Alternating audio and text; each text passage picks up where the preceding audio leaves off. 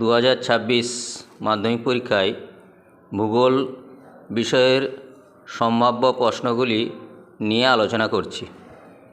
5 নম্বরে যে প্রশ্নগুলো আসবে সেই প্রশ্নগুলি হলো: 1 নম্বর, নদীর ক্ষয়কার্যের ফলে গঠিত 3টি ভূমিরূপ চিত্রসহ ব্যাখ্যা করো।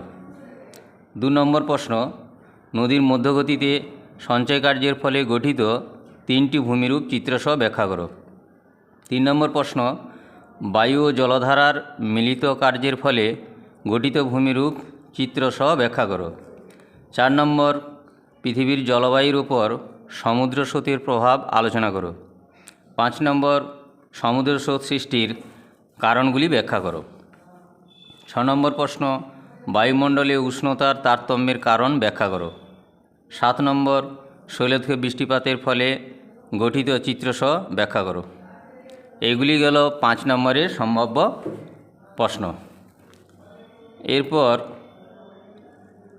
দ্বিতীয় গ্রুপের 5 নম্বরের আরও 2টি প্রশ্ন আসবে, তার জন্যে সম্ভাব্য প্রশ্ন কতগুলো এখানে দেয়া আছে। সেগুলি হলো: 1 নম্বর, ধান ও চা চাষের অনুকূল পরিবেশ আলোচনা করো। 2 নম্বর, পশ্চিম ভারতে পেট্রোরসায়ন শিল্পের কেন্দ্রীভবনের কারণ ব্যাখ্যা করো। 3 নম্বর, মধ্য ও পূর্ব ভারতে লৌহ ইস্পাত কেন্দ্রীভবনের কারণ ব্যাখ্যা করো। 4 নম্বর, ভারতে জনসংখ্যার অসম বণ্টনের 5টি প্রধান কারণ আলোচনা করো। 5 নম্বর প্রশ্ন, পূর্ব ও পশ্চিম উপকূলের বৈশিষ্ট্যগত পার্থক্য লিখো। 6 নম্বর, ভারতীয় জলবায়ুর প্রধান বৈশিষ্ট্যগুলি ব্যাখ্যা করো।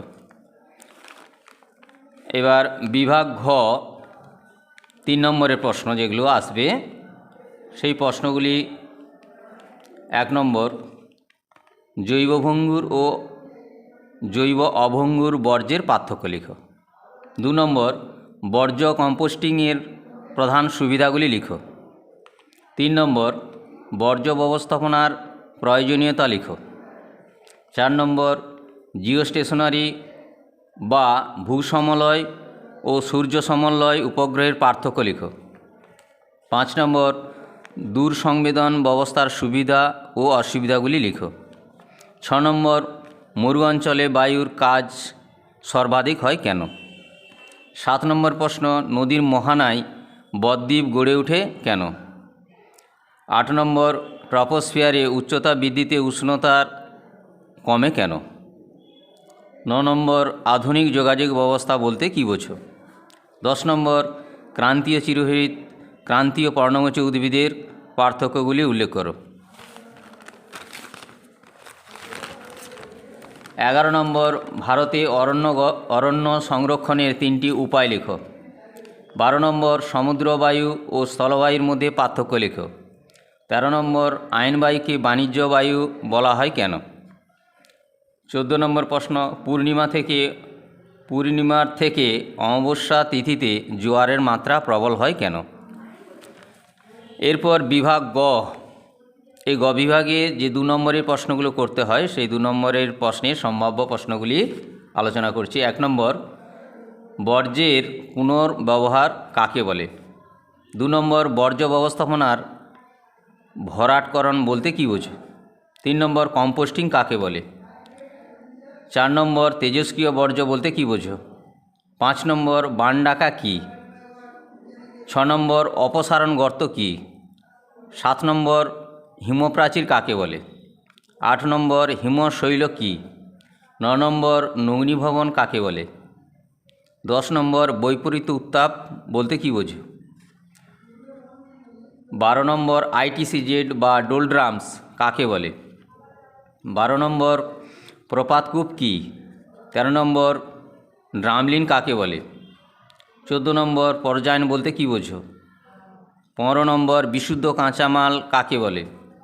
16 নম্বর, হীরক চতুর্ভুজ কাকে বলে। 17 নম্বর, অ্যাপেজি ও পেরিজি জোয়ার কাকে বলে।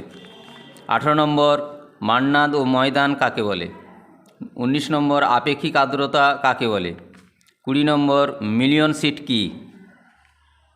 21 নম্বর, অশ্বক্ষাংশ কাকে বলে। 22 নম্বর, মিলেট জাতীয় ফসল বলতে কী বোঝো। 23 নম্বর, রেটুন কী। 24 নম্বর সেন্সর কি? 25 নম্বর জলবিভাজিকা কাকে বলে? 26 নম্বর শৈবাল সাগর কি?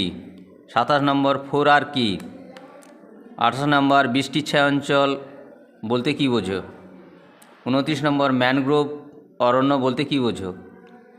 30 নম্বর তুলা মৃত্তিকা কি বা ব্ল্যাক সয়েল কি? 31 পশ্চিমা ঝঞ্ঝা কি? 32 নম্বর কার্যকরী সৌর বিকিরণ বলতে কী বোঝো? 33 নম্বর সবুজ বিপ্লব কি? 34 নম্বর মৌসুমী বিস্ফোরণ বলতে কী বোঝো? 35 নম্বর তথ্য প্রযুক্তি শিল্প কাকে বলে? এইগুলো 2 নম্বরের জন্য সম্ভাব্য প্রশ্ন। এরপর বিভাগ চ, যেখানে ম্যাপ পয়েন্টিং রয়েছে, সেই ম্যাপ পয়েন্টিংয়ের সুনির্দিষ্ট জায়গায় সাংকেতিক চিহ্ন দিয়ে পাশে নামটা লিখতে হবে। সেই মতো এই সম্ভাব্য ম্যাপ পয়েন্টিংয়ে যে আইটেমগুলো রয়েছে সেই আইটেমগুলো আসার সম্ভাবনা রয়েছে, এগুলো বলছি, আলোচনা করছি।